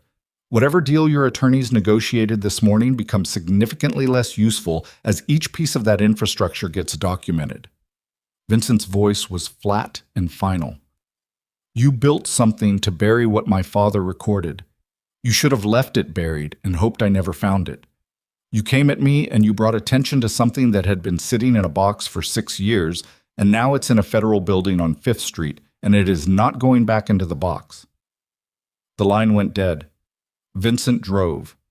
Pontiac Street was a narrow residential block that backed up against a commercial strip, the kind of street that existed in the margins between neighborhoods. Not quite one thing, not quite another. He turned onto it and saw immediately what Sal had described. Two cars parked on opposite sides of the block, positioned with the specific geometry of surveillance rather than ordinary parking, both occupied. Two men in the nearer vehicle, visible through the windshield. Torres had the radio to his ear. "Units are 2 minutes behind us," he said. "You should wait." "Sal's in there," Vincent said. He stopped the car at the corner, "and whoever's in those vehicles knows we just arrived." As if to confirm it, the driver's door of the nearer vehicle opened. A man got out. He was large, moving with the deliberate, unhurried quality of someone who has assessed the situation and made a decision. He looked directly at Vincent's car. Then Torres was out of the passenger side with his credentials up and his voice up, and the nearer vehicle's occupants were suddenly recalculating, and Vincent was out of the driver's side, moving toward the building entrance because Sal was inside, and he was not going to sit at a corner and wait. The building door was unlocked. He went in. A stairwell, 3 flights, the sound of his own footsteps hard on the concrete.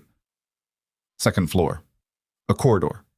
He went to the third door on the left, the Pontiac secondary, a location he had set up 2 years ago for exactly this kind of contingency and had hoped never to use.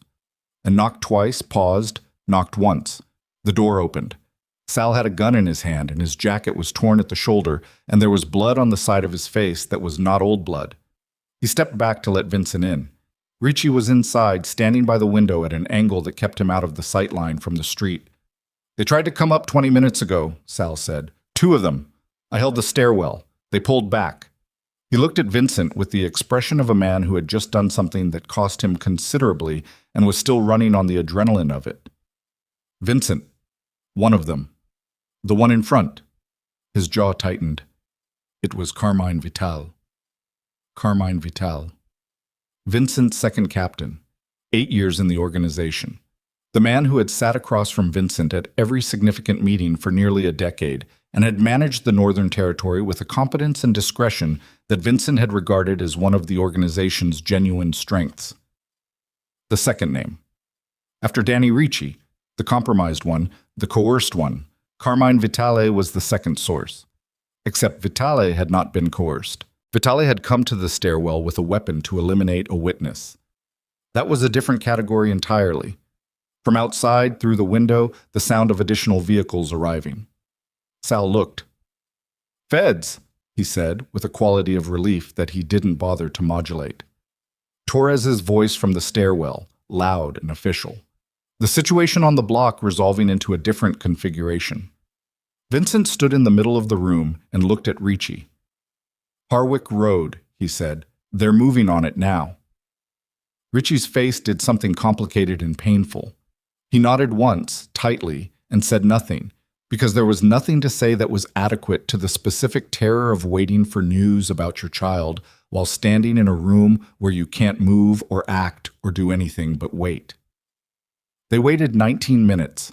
Torres came into the room at the 11-minute mark and began coordinating with federal personnel who arrived in a sequence over the following 8 minutes. The 2 men from the vehicles outside were in custody. One of them was already cooperating, or at least indicating a willingness to cooperate, which in Vincent's experience was not the same thing, but was often the beginning of the same process. The call about Harwick Road came at the 19-minute mark. Torres took it, listened, spoke briefly, then lowered the phone and looked at Ricci. "She's alive," he said. "She's being transported to St. Anthony's Medical Center now as a precaution. She's physically unharmed." Ricci sat down on the floor. Just sat down where he was standing, his back against the wall and his knees up and his head back, and made a sound that was not quite a word and was not quite a breath, but was what a man sounds like when the thing he has been afraid of for 9 weeks has just failed to happen, and his body doesn't know yet what to do with the absence of that fear. Vincent looked away. Gave him the moment. Torres came to stand beside Vincent. "Harwick Road facility," he said quietly. 3 individuals in custody. One of them is talking. He's saying the operation was contracted through a financial intermediary. No direct contact with the principal.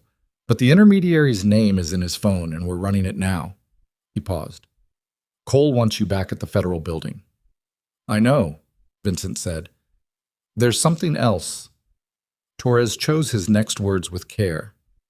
Carmine Vitale. We have him in custody from the stairwell confrontation. He's asking to speak to you directly. He says there's something you need to know before you go back to Cole. Vincent looked at Torres. About what? About who else in your organization has been feeding information to Weston's people. Torres's voice was level. He says it's not just him and Ricci.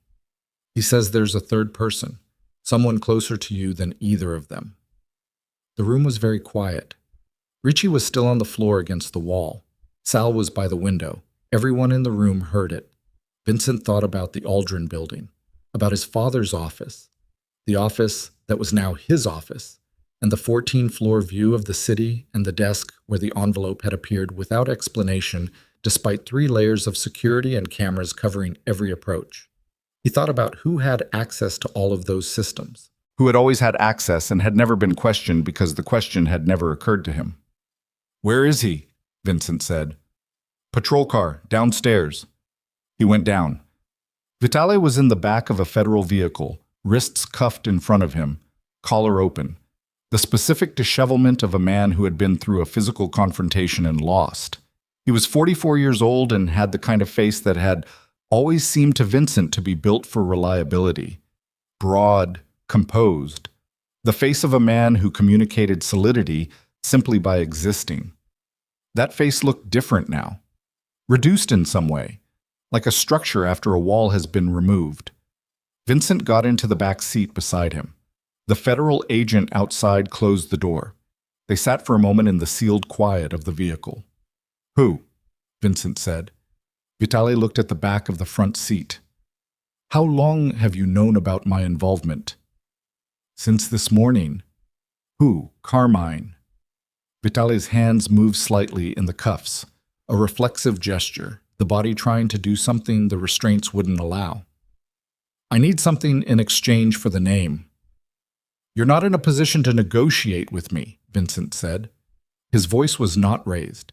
It was the low, absolute voice that his father had taught him, and that he had spent 20 years deploying in rooms like this one, except that those rooms had always been rooms where Vincent held all the leverage, and this room was a federal patrol car where he held none. He used the voice anyway because it was the truth of him, the irreducible thing, and he was not going to shed it in the last hours of everything he had built. Tell me the name or don't. But don't insult both of us by pretending you have chips to play. Vitale looked at him. The composure of the broad, reliable face was completely gone now, and what was underneath was simply a tired man who had made a decision he couldn't unmake and was living in the first minutes of understanding what the rest of his life was going to feel like. Marco, Vitale said. Marco Fenn. Vincent heard the name and felt it land in a place well below the level where he processed information rationally. Marco Fenn had been his personal security coordinator for 7 years. He managed the building systems for the Aldrin building. He managed the camera networks, the access logs, the physical security protocols. He was the reason an envelope had appeared on Vincent's desk without any camera recording it. He had deleted the footage. He had known about Harlow because he had access to Vincent's private communications. He had been Weston's deepest source, closest in, for however long Weston had been building this. 7 years. The man who had controlled Vincent's physical safety for 7 years had been feeding information to the man who had wanted Carlo's files badly enough to commit murder. Vincent sat with this for 3 seconds. Then he got out of the patrol car. Torres was waiting. Fenn, Vincent said. Marco Fenn. He's at the Aldrin building right now, or he was this morning. He's Weston's primary source inside the organization. He has access to every security system and every communication channel in that building. If he knows we're moving on Weston, he may be in the process of destroying records. Torres had his radio up before the sentence was finished. What followed was the 40 most compressed minutes of Vincent Moretti's life. Federal units deployed to the Aldrin building. Marco Fenn was found in the server room on the 12th floor with a drive wipe program running on 3 of the building's communication servers. He was taken into custody before the wipe completed, which meant the data was recoverable, which meant 7 years of communications managed through a compromised security system were now recoverable by people with federal data recovery resources. Raymond Weston was taken into custody at his office on the 23rd floor of the Meridian Financial Center at 11:34 a.m. His attorneys arrived within 11 minutes and began doing what attorneys do, which was their right and their function and would slow certain things but would not stop them. The sequence was too far along, the evidence too complete, the voluntary contact too well documented to be unwound by even the most expensive legal intervention in the city. The Caruso family's operation against Vincent's organization, the coordinated port access, the captain-level negotiations, the territorial absorption that had been structured as a controlled handover, collapsed within hours as the federal activity made it clear that the asset they had been promised was no longer available and the infrastructure they had expected to acquire was now frozen pending investigation. By 2 in the afternoon, federal units had executed warrants at 7 locations connected to the 3 crime families implicated in Carlo Moretti's files. The port operations were suspended. Financial accounts connected to the front companies in the records were frozen. The men whose names appeared in the most recent decades of Carlo's documentation, the ones still active, still operating, were being located and processed with the systematic efficiency of an operation that had been building its own parallel structure for 4 years and had just been handed the capstone evidence it needed. Vincent sat in a conference room on the 7th floor of the federal building and watched it happen through the glass walls, the movement of personnel, the speed of it, the institutional machinery that had been waiting for exactly what he had put into that cardboard box. He sat with Marcus Hale beside him and said very little and did not move for a long time. Cole came back into the conference room at 2:17 p.m. She sat down. She looked at Vincent with the focused attention that had been there since the beginning and added to it now a quality that was not quite satisfaction, closer to the expression of someone who has been doing something very difficult for a very long time and has just crossed a threshold they weren't certain they would reach. Weston's attorneys are already arguing that his morning submission to the U.S. attorney preempts your cooperation agreement, she said. We're going to fight that. The sequence of contact is documented, and it favors your position. She paused. What I need from you now is a formal statement covering the complete chain of custody for the files, beginning with your receipt of the envelope at the Aldrin building and ending with your delivery of the box to this office this morning. All right, Vincent said. After that, we'll begin the formal cooperation framework discussion with Mr. Hale. She looked at him steadily. I want to be honest with you about what that framework is likely to look like. The cooperation value is extraordinary. The evidence is extraordinary. Your voluntary, proactive contact before any indictment is a significant factor in your favor. But the crimes documented in those files that directly involve your own conduct, your 6 years running the organization, are not going to disappear as a consequence of cooperation. What cooperation does is change the structure and duration of what you face. It does not eliminate it. I know, Vincent said. You understand you are going to prison. Yes. She looked at him for a moment. Most people in your position, when they walk through that door, they're looking for a way out of consequences. You didn't come in here looking for a way out. No, Vincent said. I came in here looking for a way to end it. He paused. There's a difference. Outside the glass walls of the conference room, the federal building moved with the specific energy of an institution in the middle of something significant. People walking fast, phones active, the low constant hum of systems processing and organizing and preparing. The city beyond the 7th floor windows was doing what it always did, continuous and indifferent, and somewhere in it the empire that Vincent had inherited from his father and run for 6 years was in the process of being taken apart piece by piece, and Weston's carefully constructed edifice of respectability was collapsing in real time, and Danny Ricci's daughter was being examined by doctors at St. Anthony's Medical Center with no physical injuries, and Elias Harlow was in a morgue somewhere with a file of documents that had finally done what he had carried them for 6 years to do. Vincent looked at his hands on the table, the same hands he had used for 20 years to build and maintain something his father had never wanted and had spent a lifetime trying to find a way to end. He looked at them for a long moment, noting their steadiness, noting the absence of the tremor that adrenaline sometimes produced, and that he had always suppressed in rooms where trembling was a kind of confession. They were steady now. They had been steady all day. He thought about his father sitting in the chair in the office on the 14th floor, about the letter, about the 15 pages of compressed and guilty hope that a man had written 2 months before he died and directed toward a son he hadn't known how to tell the truth while he was alive. He thought about what it had cost Carlo to keep the secret, and what it had cost him to keep the records, and what it had cost everyone who had existed inside the organization or in proximity to it for 40 years. All the accumulated cost of a single catastrophic choice made by a young man in 1981 who had been given no good options and had chosen the one that let his family survive. The cost had been paid forward, generation to generation, the way debt compounds. Until now. Cole set a legal pad on the table in front of him. "Start at the beginning," she said. "The envelope. Tell me exactly what happened when you found it." Vincent pulled the pad toward him, picked up the pen, looked at the blank page. He thought of one more thing his father had written near the end of the 15 pages, a single sentence that hadn't fully landed when he first read it, but was landing now with the full weight of everything that had happened since. "The only way out was always through, but I could never bring myself to start walking."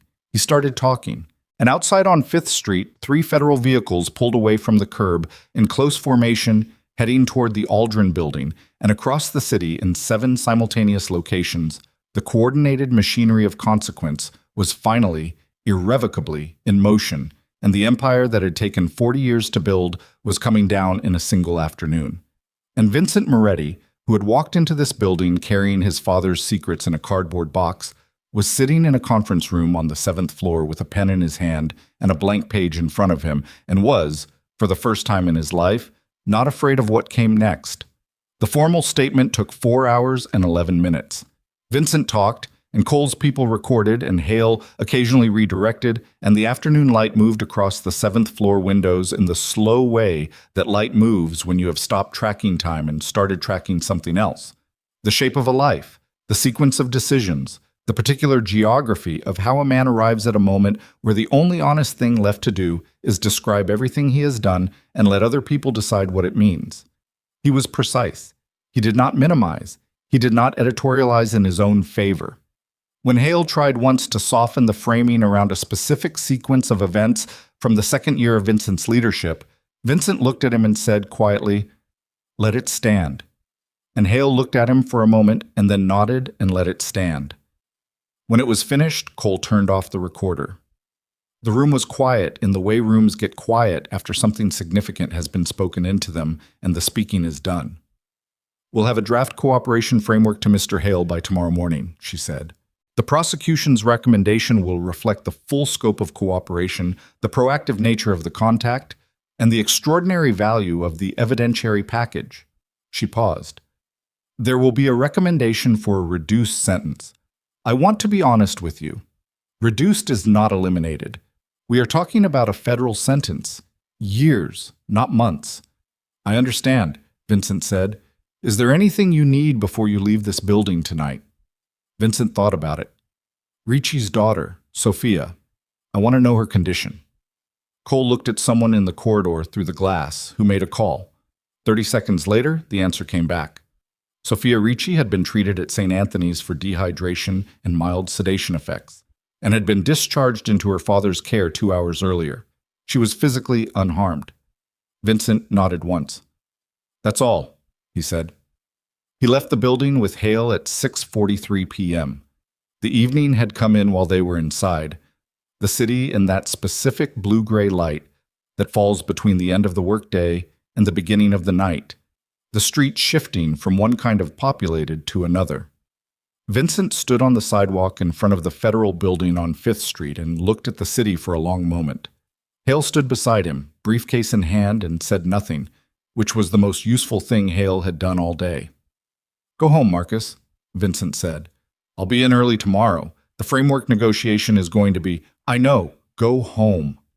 Hale looked at him for a moment. Then he put his hand briefly on Vincent's shoulder. Not a gesture of comfort exactly, more the gesture of a man acknowledging that another man is still standing after something that should have knocked him down, and walked to his car. Vincent stood on the sidewalk alone. He did not call a driver. He walked. Through the evening city, 12 blocks in no particular hurry, hands in his jacket pockets, the cold air working at his face and the sound of the city all around him. He had walked these streets for 20 years as a man who owned significant pieces of what happened in them.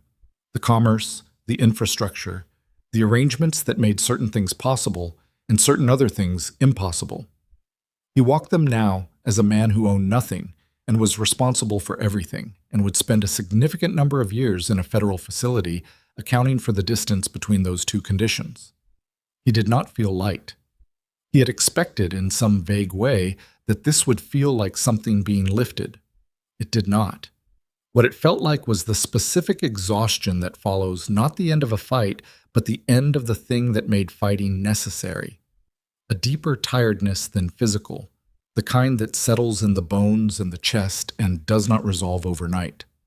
He walked to the Aldrin building. He had not planned to. His feet simply went there, the way they had gone there 10,000 times over 6 years, and he found himself standing on the sidewalk across the street, looking up at the 14 floors of glass and steel that he had run as both a legitimate real estate operation and the nerve center of everything that was not legitimate. And he stood there for a while watching the light in the windows and thinking about his father. The federal presence was visible. 2 vehicles parked at the building entrance, agents moving through the lobby visible through the glass doors.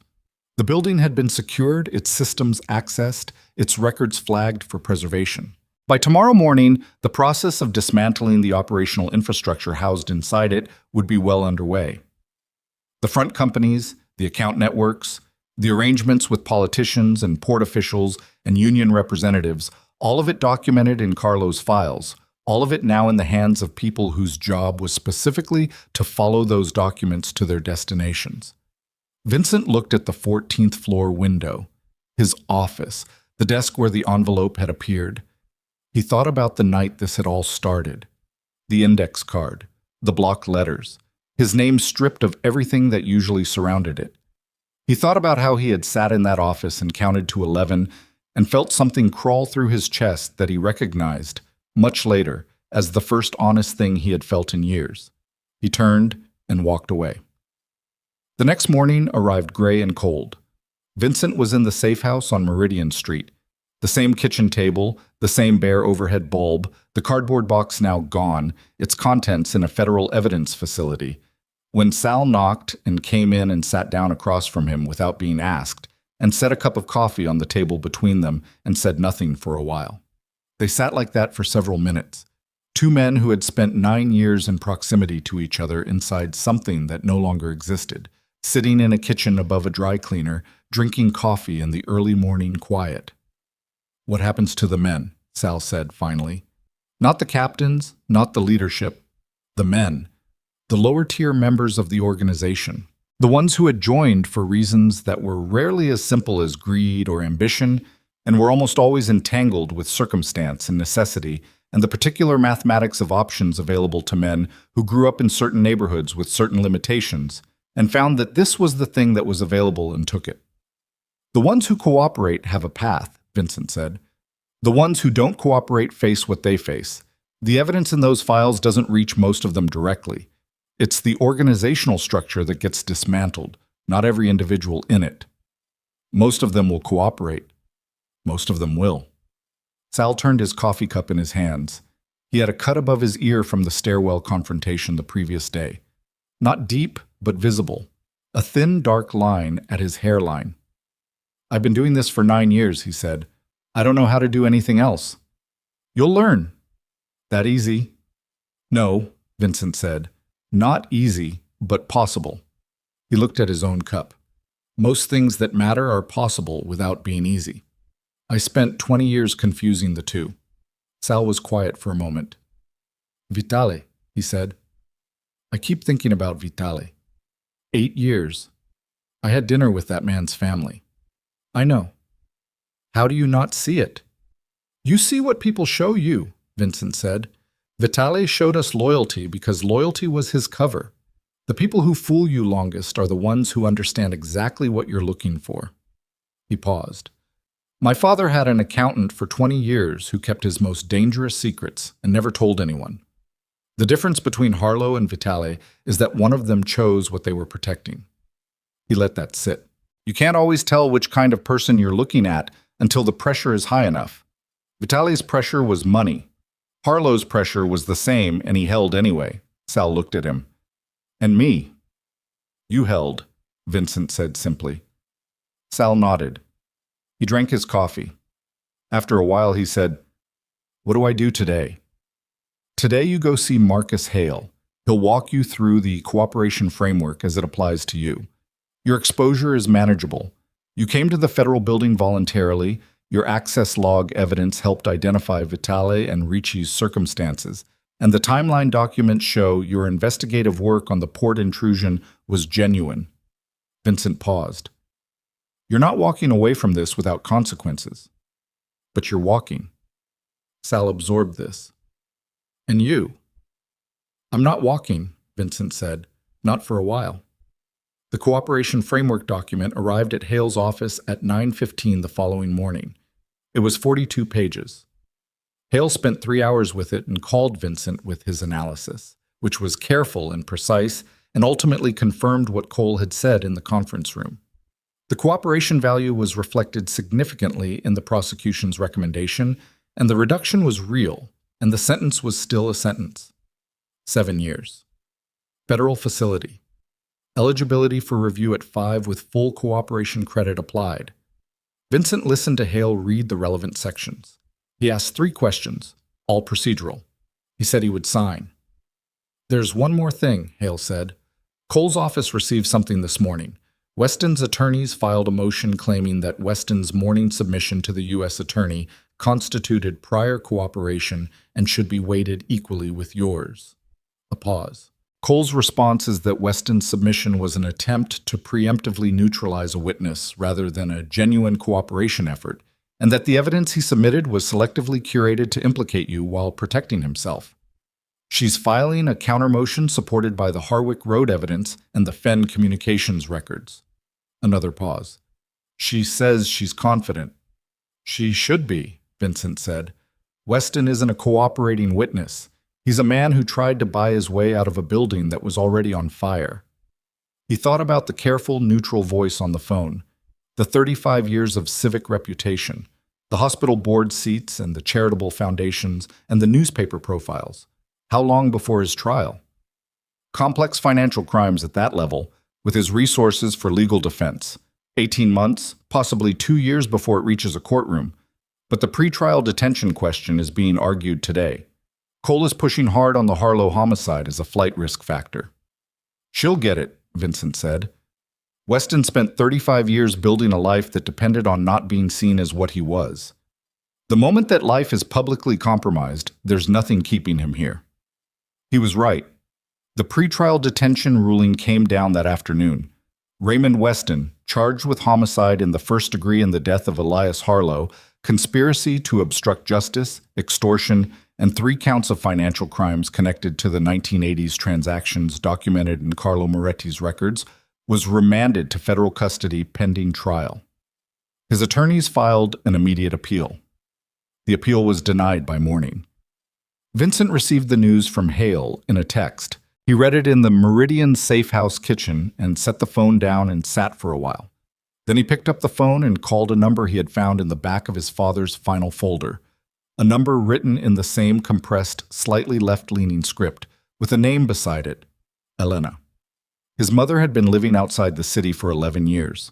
She had left after Carlo died, had moved to a smaller place in a smaller town, had spent the subsequent years in the particular quiet of a woman who has survived something she never fully described and has decided to let the surviving be enough.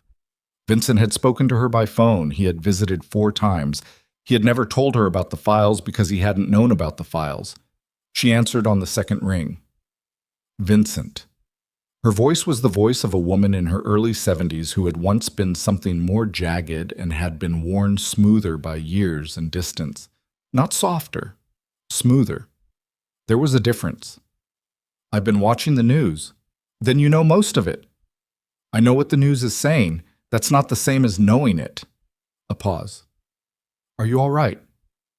I'm going to prison, Ma. I know that. Her voice didn't waver. That's not what I asked. Vincent held the phone and looked at the far wall of the kitchen and thought about how to answer that honestly, which was the only kind of answer he had left in him. "I found the files," he said. "Papa's records. All of it." He paused. "I know what happened in 1981. The silence on the other end of the line lasted long enough that he thought the call had dropped. "He told you," she said finally. Not a question, more the sound of something that had been held in place for 40 years gently releasing. "He told me in writing, from 2 months before he died." Vincent's voice was level. He kept it level with the same discipline that had kept him functional for the last 72 hours. But it cost more now. "He said he was afraid you would hate him." "I never hated him." She said it immediately, without preparation. The immediacy was its own kind of completeness. "I was afraid for 30 years, and angry for part of that, but I never hated him." A pause. "He carried it every day?" "I could see him carrying it, and I couldn't help him put it down because putting it down meant opening it up, and neither of us was brave enough." Her voice shifted slightly. "You were braver." "I didn't have a choice." "You always had a choice. That's the thing your father never understood." She paused again. "He thought the trap was the choice, that once you were in it, the choices were over, but you had the same trap and you found a different choice." Vincent heard her breath. "I'm proud of you. I know that's a strange thing to say when you're going to prison. I'm saying it anyway." He couldn't speak for a moment. He pressed the phone against his ear and looked at the ceiling and breathed through it. 4 counts in, 4 counts out, the way his father had taught him when he was 7 years old, and the lesson had been about something else entirely, but the technique had lasted. "I'll come see you before I go in," he said. "I'll make dinner," she said. As if it were that simple. As if a woman could make dinner, and a man could come to eat it, and the 40 years of wait between them could be set down at a kitchen table somewhere and left there when they finished. Maybe it could, he thought.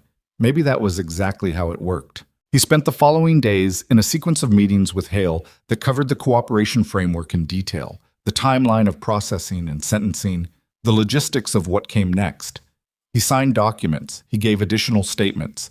He sat across from Cole twice more and answered questions that filled gaps in the evidentiary record and pointed investigators toward threads they hadn't yet pulled. He did all of it with the same precision and completeness that had characterized the first session. And Cole's people noted it in their records, and Hale noted it privately to Vincent as being, in 30 years of criminal defense work, unusual. "Most people in your position hedge," Hale said. "They give you enough to satisfy the agreement, and they hold back the parts that hurt them most. You haven't held back anything." "There's no point," Vincent said. "The files already say everything. I'm just confirming what's already documented." He paused. "And I'm tired of holding things back. It's a full-time job. I've had it for 20 years and I'm done." Hale looked at him for a moment. "Vincent, I've been your lawyer for 11 years. I think this is the first time I've believed that the person sitting across from me and the person you actually are line up completely." "They've been lined up since the day I walked into Cole's building," Vincent said. "I'm just catching up to them." 3 weeks after the cooperation agreement was signed, Raymond Weston's financial history was made public as part of the federal filing process. The specificity of Carlo's documentation, the dates, the amounts, the names of the Santoro family members Weston had partnered with in 1980, was reproduced in court filings that became public record. The newspaper profiles and the hospital board seats and the civic reputation collapsed with the specific totality of things that are built on concealment, which is that they do not bend. They simply stop existing. 2 of the political figures implicated in Weston's subsequent financial dealings, men who had received contributions and facilitated favorable regulatory outcomes over 15 years, resigned within the same week. A third was placed under investigation. The mechanism that Weston had built to protect his position, which had fed on connections and influence and the careful management of who knew what, dissolved when the knowing became universal. The Santoro family, whose 1981 coercion of Carlo Moretti had set the entire chain in motion, had already been significantly weakened by federal pressure over the preceding decade. The additional evidence in Carlo's files, combined with the testimony of assets developed through the Caruso cooperation that followed the collapse of that family's attempted expansion, was sufficient to bring RICO charges against three of the Santoro family's current leadership figures. The organization that had destroyed Carlo Moretti's life and freedom at 32 years old ceased to exist as a functional criminal enterprise within 6 months of Vincent's cardboard box arriving on the 7th floor of the federal building on 5th Street. The Caruso family negotiated a mass cooperation agreement with federal prosecutors, 47 individuals. It was the largest single organized crime cooperation event in the northeastern United States in 11 years. Danny Ricci entered a cooperation agreement of his own. His sentence, reflecting the coercive circumstances of his involvement and the full scope of his cooperation, was 18 months. He served 14. He and Sophia relocated to the Pacific Northwest after his release, to a city neither of them had lived in before, which was what Ricci had said he would do if he ever got the chance, and which Vincent, when he heard about it through Hale, found himself hoping worked out the way Ricci intended it to. Marco Fenn, Weston's deepest source, and the man who had deleted the camera footage from the 14th floor of the Aldrin building, received 12 years. He did not cooperate meaningfully. His silence was, in Vincent's reading of it, the silence of a man who had made a transaction and considered himself bound by its terms even after the other party to the transaction was in federal custody. Vincent did not respect this, but he understood it. He had spent 20 years in a world where the terms of transactions were considered binding, even when the transactions themselves were crimes, and the internal logic of that world was consistent even when everything else about it was not. Carmine Vitale received 9 years. He cooperated partially, enough to reduce but not eliminate, which was consistent with the particular variety of moral arithmetic that characterized men who would sell out an organization but retained enough residual loyalty or residual self-image to stop short of full disclosure. Vincent did not visit him. He did not send word through anyone. Some debts are not the kind that get settled through conversation, and Vincent had learned in the last months of everything he had built that some distances were meant to stay distances. He visited his mother on a Thursday in late November, 6 days before he was scheduled to report to the federal facility. She had made dinner, as promised.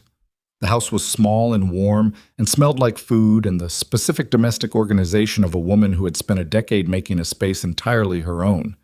She looked older than the last time he had visited and more settled in herself, the way some people settle when they stop bracing against something. They ate dinner. They talked about things that were not the organization and were not the trial and were not the files. She told him about a garden she had started in the spring, about a neighbor's dog she had become attached to, about a book she had read that she described as disappointing, but in a way that made it sound like she had found it interesting despite herself. He talked less and listened more, which was not his natural mode and cost him some effort and was worth every bit of that effort. After dinner, they sat at the kitchen table with coffee, and the conversation slowed into the kind of quiet that is not absence but presence. Two people who have been through something together, separately and without speaking of it, and have arrived at a place where the not speaking of it is finished. "He left me a letter too," she said. "In the files. Harlow sent it to me after you found everything. I don't know how he knew to do that. Your father must have given him the instruction at the same time."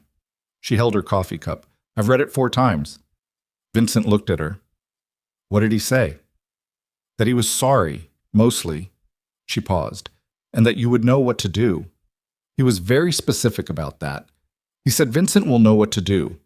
I don't know why he was so certain. He never told you anything." "He told me everything," Vincent said. "He just did it in writing after he was gone." He looked at the table. "I used to be angry about that. I've been trying to decide if I still am." "And?" "I understand it," he said. "I don't know if that's the same as not being angry, but I understand it. He was afraid and the fear won for 30 years, and then at the end he found a way to let go of the fear and let me carry it forward instead. That's not an ideal way to pass something on." He paused. "But it's what he had." His mother looked at him for a long time. The kitchen light caught the lines of her face, the specific aging of a woman who had been beautiful and was still something more durable than beauty. The architecture of a life lived under pressure and survived with the self intact. "He would be proud of you," she said, "whatever that's worth." "It's worth something," Vincent said. He left at 9 o'clock. She walked him to the door and they stood on the small front step in the cold, and she put her arms around him the way she had not done since he was a boy. Without self-consciousness, without modulation, just fully, the way people embrace when they understand that the next time they see each other will be on the other side of a significant amount of time. He held on longer than he would have expected himself to. "Come home when it's over," she said. "I will," he said. He drove back to the city alone. The highway was clear, and the night was cold and clear with it, the kind of cold that made the stars visible even above a city's light. He drove without the radio, without his phone, with nothing but the sound of the road and the particular interior quiet that had become, over the last weeks, a place he was learning to inhabit rather than fill. He thought about the organization, not with grief. Grief required the loss of something you wanted to keep, and he had not wanted to keep it, not really. Not once he understood what it had cost. What he felt was closer to the specific heaviness of completing something enormous and long and finding that the completion itself contained no triumph, only the recognition of what the thing had required of everyone who had been part of it. The men who had built it and run it and served it and been consumed by it and left their families inside its shadow. Elias Harlow, who had honored a promise for 6 years and been killed within 3 days of fulfilling it. Carlo Moretti, who had walked into a trap at 32 and never walked out. There was no clean accounting for any of it. The ledger didn't balance. It never balanced, in Vincent's experience, not the financial ones and not the moral ones. You did what you could do with what you had, and you tried to make the cost of your choices fall on yourself, rather than on people who hadn't chosen. And sometimes you succeeded at that, and sometimes you didn't. And the measure of a man was not whether he had kept the cost from spreading. Almost no one managed that, but whether he had been honest about the spreading when it happened and had worked, at whatever cost to himself, to stop it. He had stopped it. Not cleanly, not without casualties. Not in time to save Harlow or to give Carlo the ending his father had deserved. But he had stopped it, and the machine was dismantled, and the men who had built the machine and the men who had tried to bury its records and the families that had grown fat on its operations were all now answering to something that did not negotiate and could not be bought and was indifferent to reputation and connections and 35 years of carefully constructed respectability. He reported to the federal facility on a Tuesday morning in December. He drove himself. He parked the car, took the keys out of the ignition, and sat for a moment looking at the building through the windshield. Gray concrete, institutional windows, the flag moving slowly in a cold wind. He thought about his father's letter. The last line of the 15 pages. The only way out was always through, but I could never bring myself to start walking. He got out of the car. He walked to the entrance. He handed his identification to the officer at the desk, who processed it with the efficient neutrality of someone doing a job, which was what it was. And Vincent stood in the intake area and felt the specific quality of a threshold being crossed. Not the end of something and not the beginning of something, but the point between them. The narrow place where one becomes the other and you are briefly neither, suspended between what you were and what you are going to be, held in the still moment before the world resumes. He breathed. 4 counts in, 4 counts out. Then the door opened and he walked through it, and the door closed behind him, and the empire that had taken 40 years to build and 48 hours to end receded into the past where it belonged, and Vincent Moretti, who had once ruled through fear and had chosen, finally, to rule through something harder and more durable than fear, walked forward into the plain gray hallway and did not look back. Outside, the city continued. The streets moved with people who did not know his name, or his father's name, or the names in the files that had sat in a cardboard box for 6 years, waiting for someone brave enough to open them. The ports operated. The trucks moved through the intersections. The ordinary machinery of a city going about its life, indifferent to the particular drama that had just concluded in one of its federal facilities on a cold Tuesday morning in December, grinding forward as it always had, as it always would. In a small house outside the city, an old woman tended a garden that had gone dormant for winter and would come back in the spring. In a city on the Pacific coast, a man and his daughter were learning what it felt like to exist without the specific weight of a secret that had controlled 9 weeks of their lives. In a federal evidence facility, 40 years of a dead man's careful and courageous record-keeping sat in archival boxes, doing in death the work its author had not been able to do in life. And in a gray hallway in a federal building on a Tuesday morning in December, a man walked forward without looking back, carrying nothing except what he was, which was, for the first time in his life, enough.